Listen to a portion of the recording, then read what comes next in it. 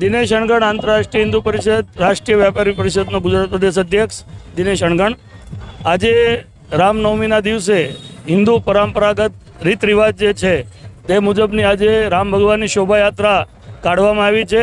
આંતરરાષ્ટ્રીય હિન્દુ પરિષદ અને રાષ્ટ્રીય બજરંગ દળ સાથે રાષ્ટ્રીય વ્યાપારી પરિષદ ઓજસ્વીની જોડાયા છે અને 5000થી પણ વધારે સંખ્યામાં લોકો આજે આ શોભાયાત્રામાં જોડાયા છે અને ખૂબ શાંતિમય આ શોભાયાત્રા નીકળી છે. બીજું, આ શોભાયાત્રાની અંદર લવ જિહાદ માટેની જે વાત છે એનું પણ રજૂઆત કરવામાં આવી છે. એક સ્ટેચ્યુ બનાવી અને જે રીતે હિન્દુના દીકરીઓને મુસલમાન જે ભગાવીને લઈ જાય છે તેના માટેની જે વાત છે એ પણ અહીંયા અમે રજૂ કરી છે. શોભાયાત્રામાં કેટલા યુવાનો જોડાયા?